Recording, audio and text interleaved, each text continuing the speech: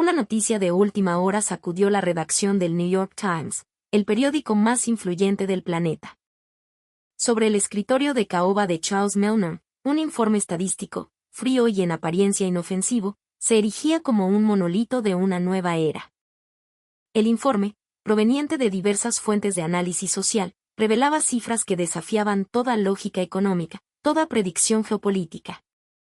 En los Estados Unidos de América, el número de jóvenes que estudiaban español, específicamente el dialecto mexicano, estaba creciendo a un ritmo exponencial. Las descargas de aplicaciones para aprenderlo se habían disparado. El uso de modismos mexicanos en las redes sociales por parte de angloparlantes nativos estaba creando un nuevo lenguaje híbrido. No se trataba de una invasión económica, ni de una maniobra militar. Era algo mucho más sutil y poderoso, una conquista del corazón, una revolución cultural que, silenciosamente, estaba transformando el alma de Estados Unidos. Este reportaje especial, una anomalía en la historia del periodismo estadounidense, ¿qué fenómeno estaba realmente destapando? Para entender el terremoto que esta publicación provocó en el mundo, debemos viajar al epicentro, a los momentos previos a que la historia fuera contada.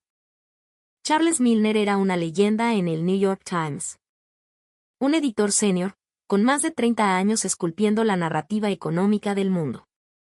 Con su análisis afilado como un bisturí y su fe inquebrantable en las montañas de datos estadísticos, había documentado el auge y la caída de imperios financieros, el pulso febril de Wall Street y el flujo y reflujo de las mareas económicas globales. Para él, México siempre había sido una ecuación simple, una variable predecible en el gran tablero mundial. Un país de mano de obra barata, de problemas fronterizos, de titulares sobre crimen y corrupción. Un vecino ruidoso y problemático, el patio trasero de Estados Unidos, un lugar cuya principal contribución al mundo era una fuerza laboral dispuesta a hacer el trabajo que nadie más quería.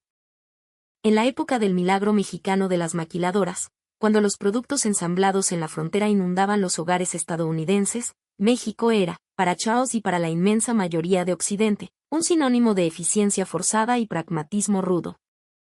Charles, como muchos, albergaba este estereotipo con la comodidad de un viejo abrigo.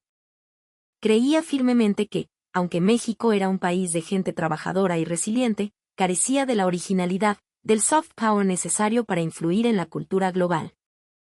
Económicamente vibrante en ciertos sectores, sí, pero espiritualmente estancado, habiendo perdido hace mucho la capacidad de sacudir las tendencias culturales del mundo. Este prejuicio estaba tan arraigado en su mente que se había convertido en un axioma, una verdad incuestionable. Por eso, cuando el nuevo informe estadístico aterrizó en su escritorio, Charles se quedó sin palabras. Las cifras eran un golpe directo a su concepción del mundo. El número de usuarios de aplicaciones de aprendizaje de español mexicano había aumentado un 300% en comparación con el año anterior. El uso cotidiano de expresiones como güey, qué chido, neta, y ahorita entre la generación Z se había disparado. Las inscripciones en los cursos de español en las secundarias y preparatorias de todo el país habían alcanzado un máximo histórico. ¿Era esto una simple moda pasajera, un capricho viral, o el síntoma de un cambio social profundo? La pregunta germinó en su mente, una semilla de duda en el árido suelo de sus certezas. Fue entonces cuando Lily Mackenzie, una joven y ambiciosa periodista, se acercó a su escritorio. En la pantalla de su smartphone, se reproducía una compilación de videos de TikTok. En ellos, adolescentes de todas las etnias, en ciudades desde Oregón hasta Florida, hablaban con una naturalidad pasmosa, salpicando su inglés con un español inequívocamente mexicano. No mames, güey, that's crazy, decía una chica rubia en un centro comercial. Neta, I love this song, comentaba un joven afroamericano mientras sonaba un corrido tumbado. Los videos tenían decenas de millones de visualizaciones. La sección de comentarios era un hervidero de frases como, la vibra de México es tan cálida, la cultura mexicana te hace sentir en familia, amo como suena, es como un abrazo. El español de México estaba infiltrándose en la vida cotidiana, trascendiendo el ámbito de los tacos y las fiestas del 5 de mayo. Al principio, Charles se negó a creerlo. Era anecdótico, superficial. Pero los números del informe y la evidencia visual de Lily cantaban la misma canción. No era una coincidencia.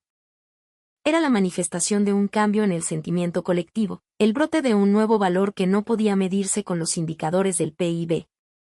En medio de esta confusión, un recuerdo lejano emergió en su mente. Un viaje a Tijuana a principios de los 90, para un reportaje sobre el Tratado de Libre Comercio de América del Norte. Recordaba el caos, el polvo, la energía febril de una ciudad en plena transformación. Vio a los trabajadores de las maquiladoras, sus rostros cansados pero sus ojos llenos de una extraña vitalidad. Recordaba las familias reunidas en las calles por la noche, compartiendo la poca comida que tenían, la música de mariachi escapando por las puertas abiertas, una resiliencia que no era sombría, sino festiva. Nunca perdían el orgullo, pero jamás lo pregonaban. En aquel entonces, pensó que era un lugar fascinante pero ineficiente, un caos productivo. Nunca se le ocurrió profundizar en su espíritu. Pero ahora, décadas después, ese mismo espíritu, destilado en su idioma, en su calidez, en su concepto de familia y comunidad, se estaba extendiendo por el mundo. La calidez, la hospitalidad y el profundo sentido de comunidad de la cultura mexicana estaban siendo reevaluados. Y no solo en Estados Unidos. En el Reino Unido, en Francia, en Alemania, en Corea del Sur, en Australia. El número de personas que aprendían español con el acento y los modismos de México estaba aumentando vertiginosamente. Esta resonancia no provenía de su poderío económico, sino de la identificación con un estilo de vida que ponía el corazón y las relaciones humanas por encima de todo. Charles se dio cuenta de que, quizás, durante demasiado tiempo, el mundo había malinterpretado el verdadero significado de la riqueza. Que el New York Times abordara un tema económico desde una perspectiva cultural era algo insólito. Pero la magnitud del fenómeno era ya innegable. Charles miró a Lily, sus ojos de veterano brillando con una nueva chispa. «Escucha», le dijo, su voz grave resonando en la oficina. «Quiero que excaves detrás de los números. Quiero que encuentres a las personas. ¿Por qué los estadounidenses de hoy, que supuestamente lo tienen todo, anhelan con tanta desesperación el lenguaje de México? Encuentra la respuesta. Esos datos no son solo tinta en un papel. Son el guión de una transformación monumental de nuestros valores». En ese momento, él aún no lo sabía, pero esa investigación se convertiría en el principio del fin de las verdades que había defendido durante 30 años. Sería el viaje que demolería su propia visión del mundo. Tras recibir las órdenes de Charles, Lily Mackenzie se lanzó al terreno. Su primera parada fue el corazón palpitante de la cultura mexicoamericana, Los Ángeles, California. En un parque de food trucks en Boyle Heights, rodeada por el aroma celestial de la carne asada y el cilantro fresco, encontró a un grupo de adolescentes. No eran latinos, eran un mosaico de la juventud estadounidense, caucásicos, asiáticos, afroamericanos. Sostenían tacos en una mano y refrescos de horchata en la otra, conversando animadamente. «Neta, güey, estos tacos de al pastor están bien chidos», exclamó uno de ellos. Su pronunciación era casi perfecta. Lily, grabando discretamente con su teléfono, se acercó. «¿Por qué usan tantas palabras en español?», les preguntó. Una chica con el pelo teñido de azul le sonrió. «Porque se siente real. ¿Sabes? En inglés todo es muy directo, muy frío. Hey, what's up? Pero cuando dices, ¿qué onda, güey?, es diferente. Hay una calidez, como si instantáneamente fueras parte de algo, de una familia. No se siente como si estuvieras compitiendo». A medida que profundizaba en su investigación, Lily fue testigo de escenas aún más sorprendentes. En una tienda Target en un suburbio de Arizona, vio a familias enteras comprando decoraciones del Día de los Muertos, no para una fiesta de disfraces, sino con una reverencia genuina. Las calaveras de azúcar y las flores de cempasúchil compartían estante con las calabazas de Halloween. En un supermercado en Chicago, vio a amas de casa llevando bolsas de tela ecológicas con la imagen de la Virgen de Guadalupe o la icónica frase «Mi casa es tu casa». No era solo la comida o las telenovelas, una estética, una sensibilidad mexicana, llena de color, pasión y un toque de melancolía, se estaba filtrando silenciosamente en la vida cotidiana estadounidense. Mientras tanto, en la costa este, en Nueva York, las clases de español en las universidades estaban tan solicitadas que tenían largas listas de espera. Desde el pasillo, Lily observó a los estudiantes, concentrados, repitiendo en coro, «Buenos días, gracias, con permiso». Las palabras de un joven estudiante de finanzas la dejaron pensativa. Cuando hablo español, siento que mi corazón se calma. No sé por qué. Es como si el ritmo del idioma te obligara a respirar, a conectar. En Wall Street, todo es velocidad, agresión. El español es un refugio. Lily sintió una profunda fascinación por esa sensación. Quizás el español mexicano era más que un simple idioma, era un conjunto de palabras que podían alterar la atmósfera. Si el inglés sobresalía en la expresión directa, a veces brutal, el español mexicano poseía una cadencia que abrazaba, una sonoridad que podía acoger al otro.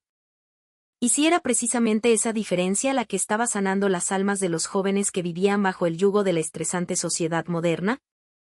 Pero lo que más la sorprendió fue descubrir que esta ola de mexicanización había llegado incluso al mundo corporativo.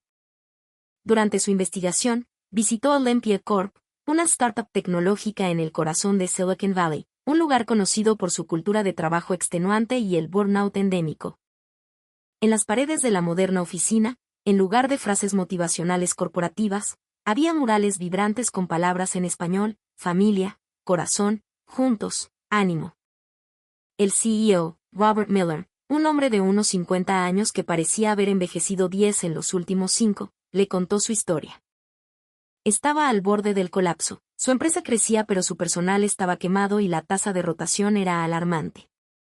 Un médico le ordenó tomarse unas vacaciones. Terminó en un pequeño pueblo de Oaxaca. Fue un shock cultural, explicó Miller. Vi a la gente trabajar duro, sí, pero a las 2 de la tarde, todo se detenía. Las familias se reunían para comidas de 2 horas. Hablaban, reían. La sobremesa, me dijeron que se llamaba. Esa costumbre de quedarse charlando en la mesa después de comer. Me di cuenta de que nosotros, en Silicon Valley, no teníamos sobremesa. Ni siquiera teníamos mesa. Comíamos solos, frente a nuestras pantallas. Inspirado, Miller implementó lo que llamó la filosofía de la familia. Instituyó almuerzos obligatorios de 1 hora para todo el equipo, juntos, en una gran mesa comunal, con los teléfonos prohibidos. Creó los viernes de tacos, donde todos cocinaban y comían juntos. Reemplazó la fría jerga empresarial con un enfoque en el apoyo mutuo. Cuando entendí que esa es la forma mexicana de hacer las cosas, que la comunidad es más importante que la productividad individual, supe que había encontrado la respuesta, dijo, su voz llena de una convicción inquebrantable. Desde que implementó este sistema, en solo 3 años, la productividad había aumentado un 30%. Pero lo más importante era que la gente sonreía. Las expresiones de mis empleados se han vuelto más luminosas, concluyó Miller. Cuando Lily envió este informe a la sede, Charles se quedó en silencio durante un largo rato. Estados Unidos. Aprendiendo de México. Para un hombre que había basado su carrera en la lógica del capitalismo y el racionalismo económico, era un concepto casi herético, una idea que su mente no podía procesar. Sin embargo, las imágenes que Lily le envió eran irrefutables. Mostraban a un Estados Unidos que nunca había visto. Esa noche, solo en su oficina, con el resplandor de Manhattan de fondo, Charles presionó play.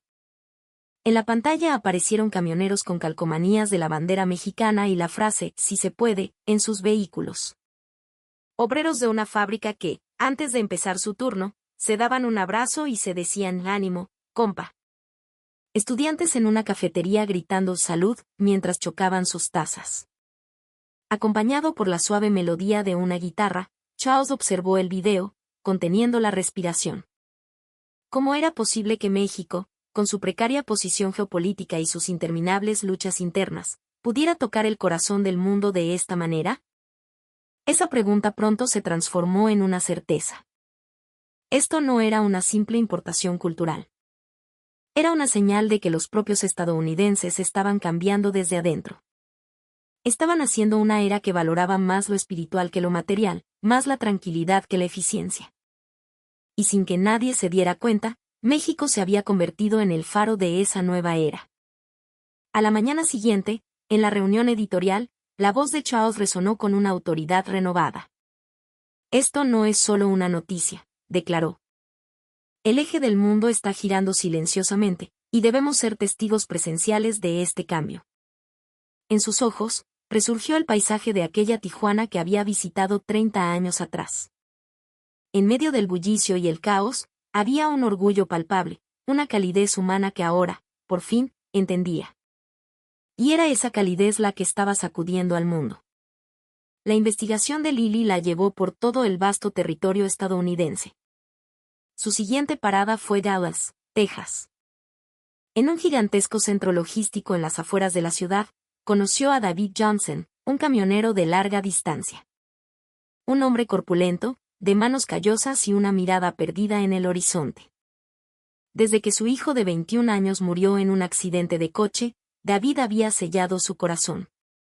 Se había convertido en una máquina, un autómata que movía mercancías de un punto a otro del país, sumido en un silencio doloroso. Pero un día, un colega mexicano, Javier, le invitó a ver una película mexicana en su tableta durante un descanso. La película cambió su vida. Yo no transporto cajas, le dijo David a Lily, sus ojos azules brillando con una luz que creía extinta. Transporto los recuerdos de alguien, la esperanza de una familia, el regalo de un amante. Cada caja tiene una historia. David había comenzado a aprender español. En el salpicadero de su camión, junto a la foto de su hijo, había pegatinas con las palabras gracias y corazón. Cada vez que aprendo una nueva palabra en español, confesó con la voz entrecortada, siento que estoy hablando con mi hijo de nuevo. Él habría entendido esto. Él habría amado esta forma de ver el mundo. Lily sintió un nudo en la garganta. Allí, en la cabina de un camión en medio de Texas, existía una fuerza que trascendía el lenguaje, un poder capaz de sanar las heridas más profundas del alma. Luego, viajó a la antítesis de ese mundo, Wall Street, en Nueva York. Allí, Lily conoció a Ellen Lynn, una vicepresidenta de un fondo de inversión, una mujer cuya vida era un algoritmo de cifras y proyecciones. Siempre había creído que los números eran la única verdad y que el beneficio era el objetivo supremo. Sin embargo, desde que su hija adolescente se había obsesionado con la música de artistas como Peso Pluma y Natanael Cano, y había empezado a decir provecho antes de cada comida y a exigir cenas familiares sin teléfonos, la atmósfera en su casa había cambiado radicalmente. Mi hija aprendió a ser agradecida, a valorar la comida, el tiempo juntos. Puede parecer una tontería, pero para mí fue un terremoto, admitió Ellen. A través de esta experiencia, Ellen se interesó por la humanidad de la cultura mexicana, por esa interacción cálida que ponía a las personas primero. A partir de entonces, cambió su estrategia de inversión. Comenzó a apostar por empresas que valoraban la confianza a largo plazo por encima del beneficio inmediato, empresas familiares, compañías con fuertes lazos comunitarios. Quiero ver más allá de las cifras, le dijo a Lily. Quiero ver el valor que permanece en el corazón de la gente. Su enfoque de inversión se transformó por completo y, para sorpresa de todos en su firma, sus resultados superaron la media del sector. En la costa oeste, en la fábrica de Olympia Corp, la revolución de Robert Miller continuaba. Había importado la filosofía mexicana del equipo y la había integrado por completo en su cultura laboral. El saludo matutino se convirtió en un ritual, mirándose a los ojos y preguntando sinceramente ¿cómo estás? Implementó un sistema de tarjetas de agradecimiento que los empleados intercambiaban entre sí. Al principio, todos se sentían raros, le contó un ingeniero a Lily. Pero después de un tiempo, el simple acto de dar las gracias cambió el ambiente. La productividad aumentó un 30%, y la tasa de rotación se redujo a la mitad. Ahora me gusta venir a trabajar. Siento orgullo por esta empresa, por mi equipo.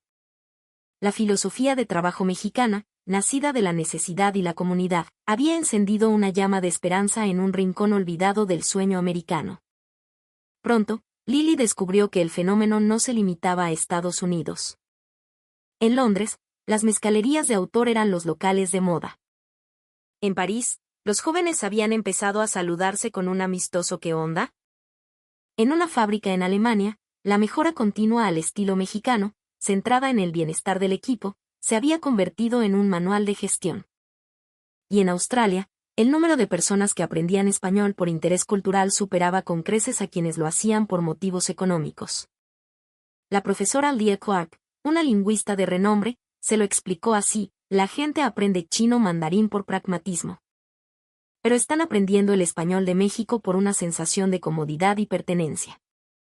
Es un fenómeno único en el mercado global de los idiomas. En su cuaderno de notas, Lily escribió: de la era de la eficiencia a la era de la sanación. Y México es el faro que guía el camino.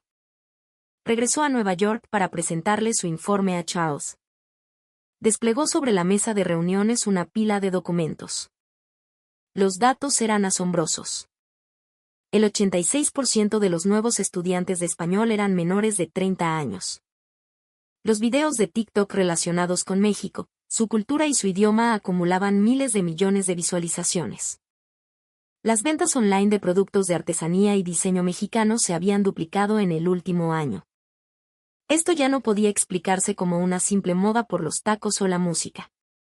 Era una revolución silenciosa que estaba ocurriendo en el corazón de la gente. Mirando los datos, Charles respiró hondo. Lo que Estados Unidos perdió, murmuró, quizás México todavía lo conserva. Por primera vez en mucho tiempo, una leve sonrisa se dibujó en su rostro. Este fenómeno no podía explicarse con cifras económicas. Lo que la gente anhelaba no era velocidad ni poder, sino calidez y orgullo.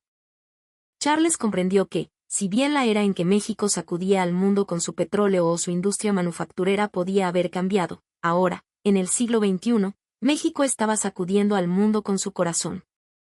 En la sala de juntas del New York Times, Charles habló con una calma solemne. Este reportaje, dijo, irá en la portada. El titular será La Revolución Silenciosa. En el instante en que sus palabras resonaron, la atmósfera en la sala cambió. La era en la que el gigante económico, Estados Unidos, se postraba para aprender del gigante cultural, México, estaba a punto de comenzar. Mientras Charles leía y releía el informe de Lily, sentía como los valores que había defendido toda su vida se desmoronaban. Él, que había puesto su fe en los números, que creía que el crecimiento económico era la única medida de la prosperidad, se encontraba ahora frente al poder espiritual de una nación que el mundo desarrollado a menudo miraba con condescendencia. Cada historia que Lily había recogido era una espina clavada en su conciencia. La fábrica de un pequeño pueblo, agotada por la búsqueda incesante de la eficiencia, que había redescubierto la palabra orgullo. La ejecutiva de finanzas, que había hecho del lucro su dios, y que ahora basaba sus decisiones en la confianza. El camionero hundido en la desesperación, que había encontrado un nuevo propósito en una simple palabra de agradecimiento. Todos eran cambios inexplicables desde una perspectiva puramente económica. De repente, Charles pensó en su propia familia. Desde que su hija se había ido de casa, las conversaciones en la mesa se habían vuelto escasas. Con su esposa, solo hablaban de trabajo. ¿Cuándo fue la última vez que habían dicho provecho o simplemente se habían dado las gracias por la comida? Quizás era en esos pequeños rituales diarios, en esa calidez cotidiana, donde los mexicanos habían encontrado el verdadero secreto de la riqueza. Miró por la ventana el vasto paisaje nocturno de Manhattan, una colmena de ambición y soledad, y sintió una punzada de calor en el pecho, una nostalgia por algo que nunca había tenido. La discusión sobre si publicar el artículo en portada continuó. Voces escépticas se alzaron. ¿No estamos idealizando a México? ¿Dónde está la evidencia económica contundente? Pero Charles, con una serenidad imperturbable, respondió: este no es un reportaje económico. Es un reportaje sobre la regeneración del alma humana. Estaba convencido de que el mundo estaba redescubriendo el valor de un activo invisible, el corazón. Los países cuyo PIB crece mientras su índice de felicidad se desploma. Las sociedades que deberían ser ricas pero se sienten profundamente solas. Nosotros, los Estados Unidos, con todas nuestras contradicciones, Estamos aprendiendo de México la postura ante la vida misma, escribió Charles en el memorándum editorial. México es respetado no porque sea un modelo de éxito económico, sino porque es un modelo de superación constante. Es la prueba viviente de una historia que ha enfrentado desafíos geopolíticos, desastres naturales y cambios sociales, y a pesar de todo, su gente sigue adelante, con la frente en alto, apoyándose mutuamente. Las palabras de Lily también resonaron en su mente. Aunque su espacio internacional esté limitado, la calidez en su aire sigue creciendo. Quizás el mundo simplemente está buscando una era más amable. Charles asintió para sí mismo. Al mirar a México, concluyó en la reunión, en realidad, estamos reexaminando nuestro propio origen, lo que hemos perdido. Su voz era tranquila, pero sacudió el corazón de todos los presentes en la sala. El último día de su viaje, mientras esperaba su vuelo en el aeropuerto de Washington, D.C., Lily abrió su portátil y repasó sus notas. Los estudiantes aprendiendo español, los trabajadores recuperando el orgullo, el padre reencontrando el vínculo con su hijo. El hilo conductor de todas las historias era un conjunto de valores que priorizaban el corazón. La influencia de México, reflexionó, no era una exportación cultural, sino una importación espiritual. Durante la investigación, ella misma había cambiado. Antes, siempre corría contra el reloj, persiguiendo cifras y fechas de entrega. Ahora, se encontraba escuchando pacientemente a la gente, eligiendo sus palabras con cuidado. Ser a la mexicana no era imitar a otros, era recordar la amabilidad inherente al ser humano. Se dio cuenta de eso. Al subir al avión de regreso a Nueva York, vio a un joven en el asiento de al lado leyendo un pequeño libro. Era una antología de poemas de Octavio Paz. Lily sonrió. Este cambio era imparable. Era una nueva ola, silenciosa pero profunda, que se extendía por todas partes. Cuando vuelva, se prometió a sí misma, le diré a Charles que esto no es una moda. Es el viaje que los estadounidenses están emprendiendo en sus corazones, un viaje hacia México. Con ese juramento, Lily cerró los ojos. En lo más profundo de su ser, algo, definitivamente, había cambiado para siempre. La portada del New York Times fue un estallido. A toda página, el titular, La Revolución Silenciosa, cuando América despertó al corazón de México. Fue la primera vez que un periódico económico dedicaba su portada al concepto del alma de una nación. Tras su publicación, la noticia no solo recorrió Estados Unidos, sino que se convirtió en un fenómeno global. Los medios de todo el mundo se hicieron eco del reportaje. México vuelve a sacudir al mundo, decían los titulares en las redes sociales. Pero esta vez no era un elogio a un milagro económico o a un avance tecnológico. Lo que México estaba ofreciendo al mundo era un nuevo valor llamado calma y calidez. La historia del camionero, David Johnson, conmovió a millones de corazones. Su frase, no transporto cajas, transporto los recuerdos de alguien, se convirtió en un lema que sacudió la concepción del trabajo en Estados Unidos. La sección de comentarios se inundó de mensajes. Lloré al leer esa frase. Yo también quiero sentir orgullo por mi trabajo. Poco después, la onda expansiva llegó a las corporaciones y al mundo de la educación. El CEO de Apple, Tim Cook, escribió en una carta a sus accionistas: quizás, en nuestra búsqueda de la eficiencia, hemos descuidado el corazón. A partir de ahora, aprenderemos del espíritu artesanal de México para infundir alma en nuestros productos. Luego, General Motors, Starbucks e incluso Amazon comenzaron a introducir conceptos de mejora al estilo mexicano y espíritu de familia. No era una simple estrategia de marketing, era un movimiento para reubicar la cultura del aprecio por las personas en el centro de las empresas. El pensamiento mexicano estaba, silenciosamente, cambiando la estructura espiritual de la mayor economía del mundo. Frente a la abrumadora respuesta, Charles miraba por la ventana. Recordó el paisaje de México de hacía 30 años, el flujo ordenado dentro del caos de las motocicletas, la gente trabajando en silencio, la cortesía mutua. Escenas que en su momento le parecieron triviales, ahora cautivaban al mundo entero. México no había sacudido al mundo con la fuerza, sino que lo estaba guiando con el corazón. Esta idea se convirtió en una convicción inamovible en su pecho. Lily, tras finalizar el reportaje, también sintió el cambio en su interior. Al entrar en contacto con una forma de trabajar que no se apresuraba, que respetaba al otro, su comportamiento cambió. Cuando hablaba con sus colegas, escuchaba primero. En casa, había empezado a decir buen provecho. Eran pequeños cambios, pero cada uno de ellos calentaba su corazón de una forma tangible. La semana siguiente a la publicación, la redacción recibió miles de correos de lectores. He empezado a dar las gracias con mis hijos en la mesa, limpié la casa con mi marido por primera vez en años. Quiero encontrar una forma de trabajar que valore el alma y no solo la eficiencia.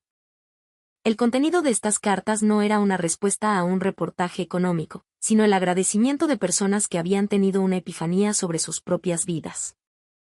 Charles tomó una de las cartas. El remitente era David Johnson, el camionero. El dolor por la pérdida de mi hijo no ha desaparecido, decía. Pero la frase mexicana, valorar el ahora, me salvó. Su reportaje cambió mi vida.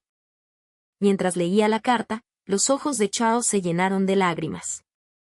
Con voz tranquila, le dijo a Lily, esto no es una moda pasajera. Es el mundo, redescubriendo su propio corazón. Finalmente, en el epílogo de su artículo de seguimiento, escribió: la verdadera fuerza no es la que grita más alto, sino la que, en silencio, se preocupa por el otro. En esa amabilidad reside el futuro. Lo que México nos ha enseñado no es la eficiencia ni la victoria, sino una cultura donde las personas se cuidan mutuamente.